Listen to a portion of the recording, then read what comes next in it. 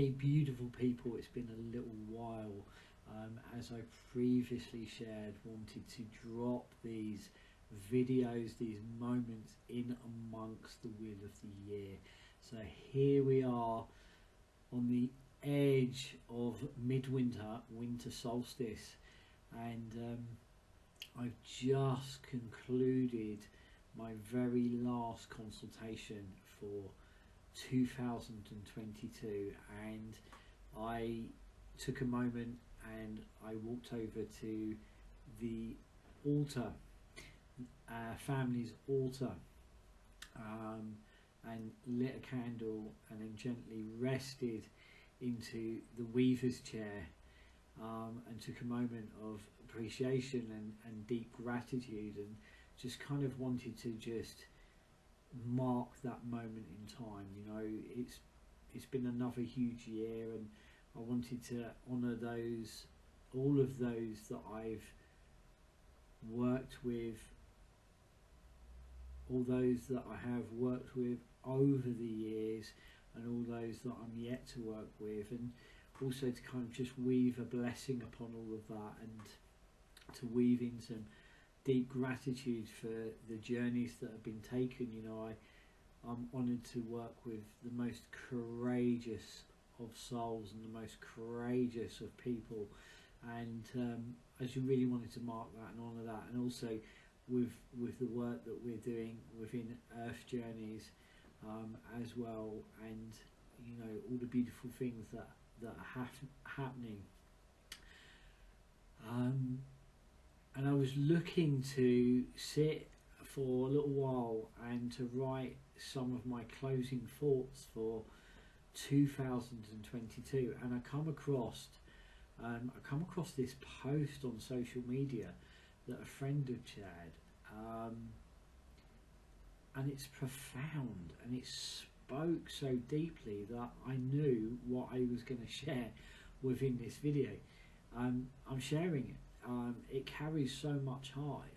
I really feel it to be an anchor and a wayfinder for our times, and I quite often talk about, you know, wayfinders, and it kind of makes sense. Those of you that had seen one of my previous videos about my medicine drum and my experience of Ellen, those of you that follow me over on Instagram, you'll be able to kind of really soak up that and that experience that I had after crafting my medicine drum, and then coming across this energy, this presence that stood there in the doorway, just on the threshold, just around our family's altar and beside the weaver's chair, and I had this presence appear. You know, so when we talk about wayfinders and pathways and trackways through life, and I'd been sitting there holding for the last few evenings my medicine drum that I'd crafted and birthed with an incredible elder called Dory Joy, and I'd been holding this drum for a little while each evening. I had this presence appear in the doorway, which was showing itself as part reindeer and part human. And a few days later, and it was kind of profound feeling. A few days later, I was sharing with some friends on Zoom, catching up with them. They said, "Shane, you've done your drum journey. You've crafted your own medicine drum. Let's have a look." So I showed them. It's just a beautiful drum. And I was telling them, you know, they asked, you know, why did you choose reindeer?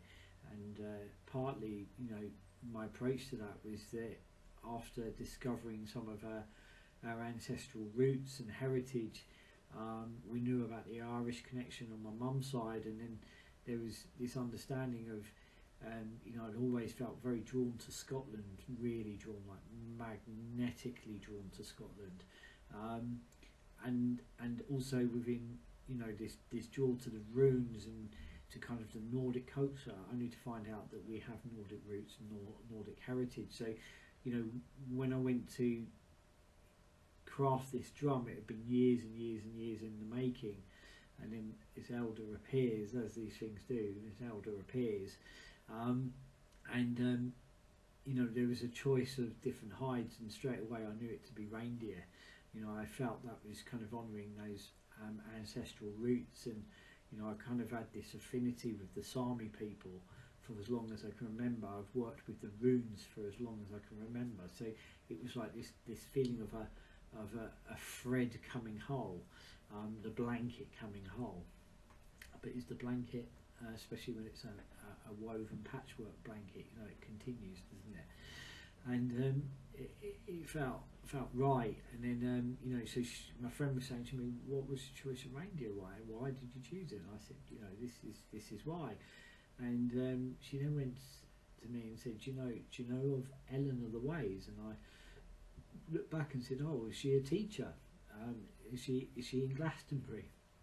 And my dear friend Debbie, she kind of laughed and went, "She's a teacher, you could say that."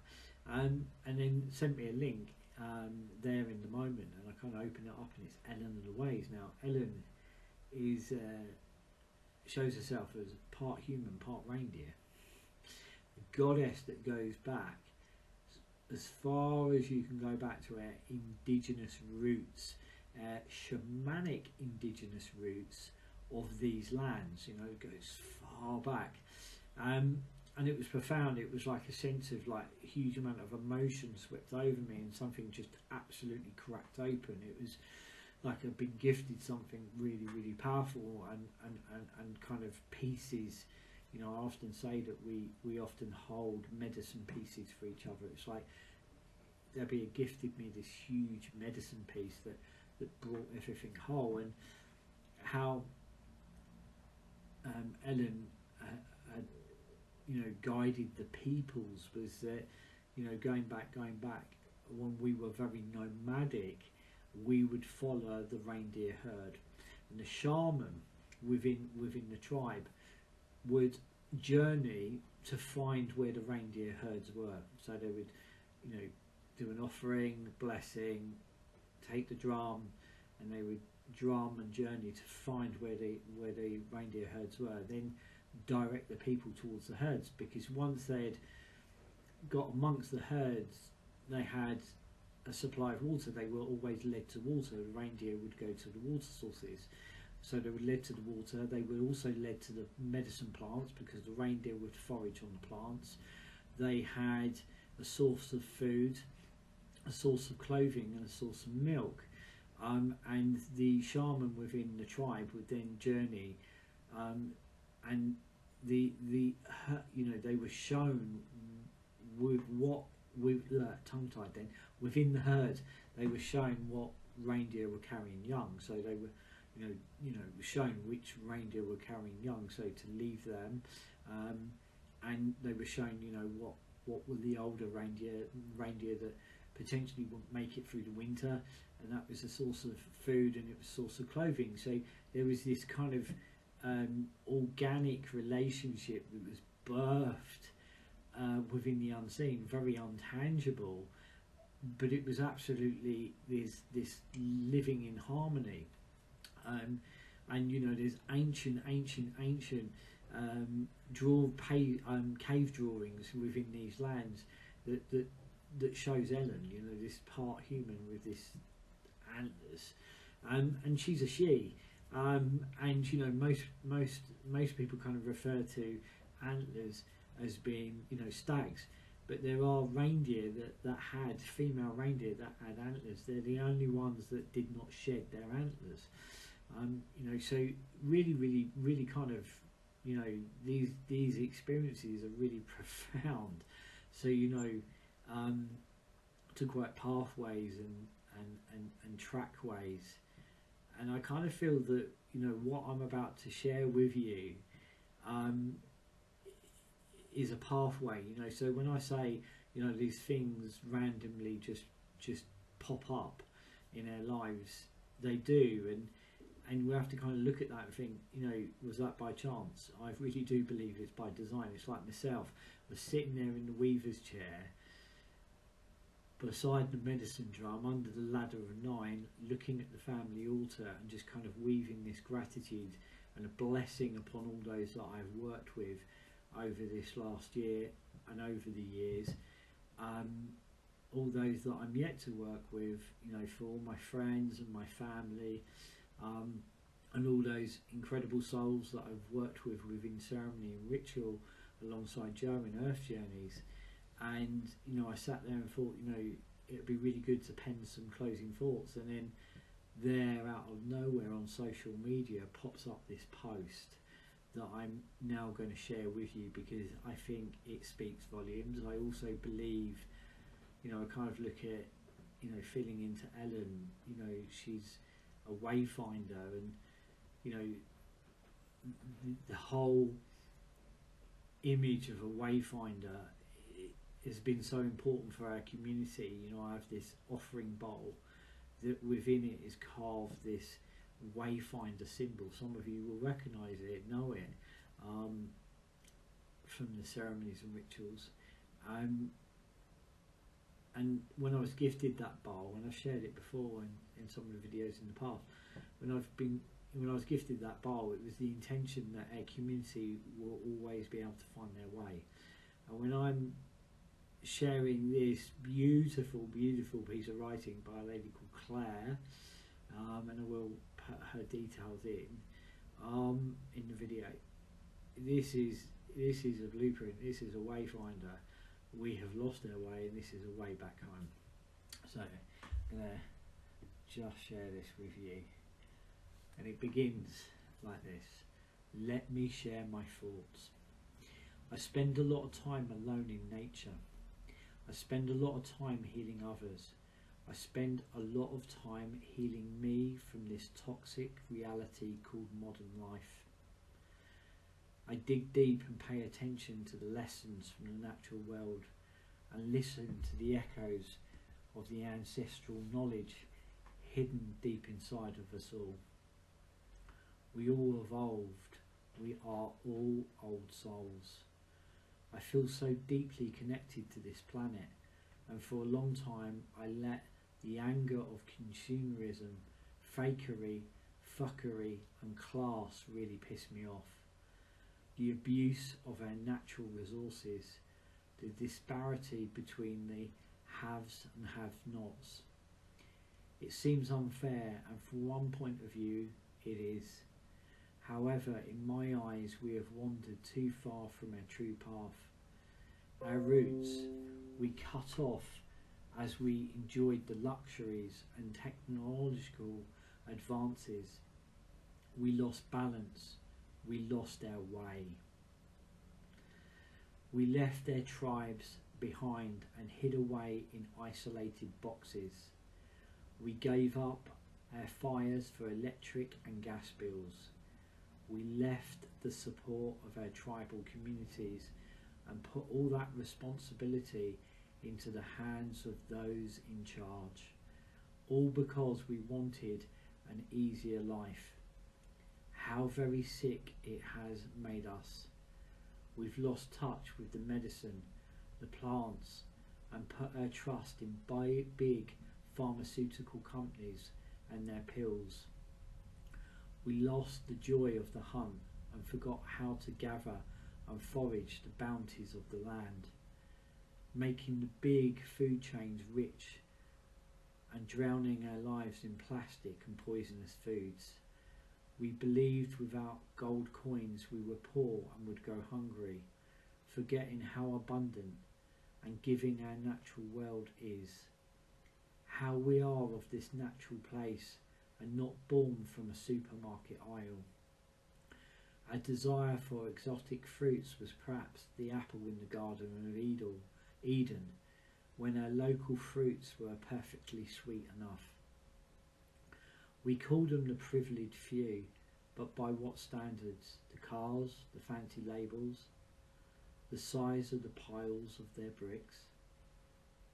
In my eyes, he who knows this land and understands how to work with it, use it, harvest it, he who knows his own nature is far more privileged than the one purchasing the last overpriced crap to fill that empty black hole in their soul.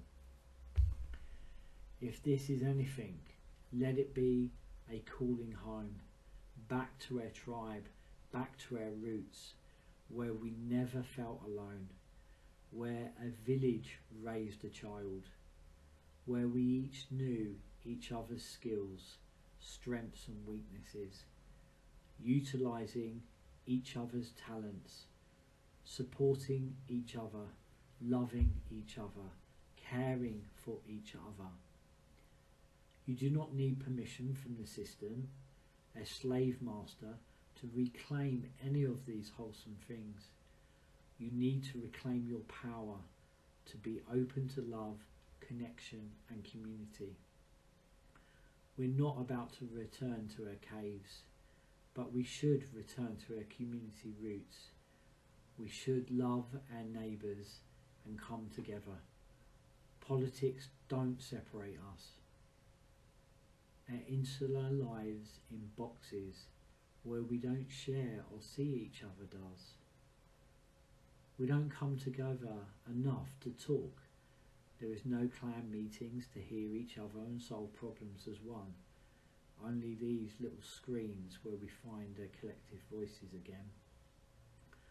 Let that be enough of a sign that us humans need each other, and something deep inside longs to gather and talk, to work together, to share again as we once did when we waited out cold winters sheltered by fires. Sharing our winter stores of food and medicine when we kept the long cold nights fun. By telling stories of our great hunts and adventures. If anything good has come from all of this, I feel it is the distinction between those who wish to return to healthy, loving ways and those who haven't woken up yet. Find your tribe, check in often, share, help, love, support, and for goodness sake, reconnect with nature in this planet. Learn that you are privileged in the gift of life and the abundance of nature. Learn the foods around you so you never need worry about hunger. Learn to harvest and preserve. Grow food on windowsills if need be. Learn natural medicine. Go on walks. Turn the technology off. Stop being influenced by the need for stuff. Go find your tribe and reclaim your power as the fucking awesome human being you were born to be. Now, that speaks volumes. That I found moments after completing consultations for this year, and I was sitting there pondering, thinking it'd be really good to weave a closing message for this year and to drop a video. And I knew as I was reading it, this was the message that I really wanted to share. It was written by a lady called Claire, and I will share her links within the video. But I just feel that that is such a gift for all of us, and it's something that I will read again and again, and I will share it widely because it holds everything that's within my heart. So those of you that I've shared time with over the years, those of you that have just found this channel, those of you that I've worked with and yet to work with, those of you that have taken an earth journey with us, those of you that are just curious and sitting there on the edge of the fire circle, so to speak, may a blessing be placed upon you. And I have this mistletoe that Joe and I went and hunted out and gathered in this last week before our Yule ritual, and I'm now going to hang that above the bissum in my hallway. And the mistletoe was often used at this time as a blessing upon the house, as a blessing upon the dwelling, and it was placed upon the thresholds. So may its energy bless all of you, and may there be a blessing upon all those that you hold dear at this time. And the one thing that I would encourage you all to do as we approach solstice and this festive season is to stop, is to really deeply feel into that message and let it be a pathway back home. We can cultivate this festive season in a different way. We can cultivate it by sitting around the table sharing our stories again, by making each other gifts, if that be a gift of even cranberry sauce or some medicine or some shampoo bars,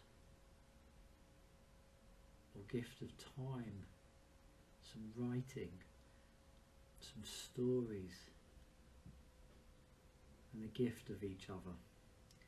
So may you be blessed, all those that you hold dear be blessed, and I look forward to journeying with you some more as we move into a whole new cycle of time. And here's another thought, closing thought. What's known by many as New Year's Eve was known to our ancestors as Oath Night. It was the night that oaths were made around the fireside, around the hearthside, and they were often toasted. Maybe this is an opportunity for us to make an oath to self, to reclaim all that we are, to make time to really deeply connect beyond, as Claire says, the fuckery that we've been led into and been duped into so deeply. Just thoughts, closing thoughts of 2022. May a blessing be placed upon all of you with so much love, sending you all so much love. Until next time, lots of love.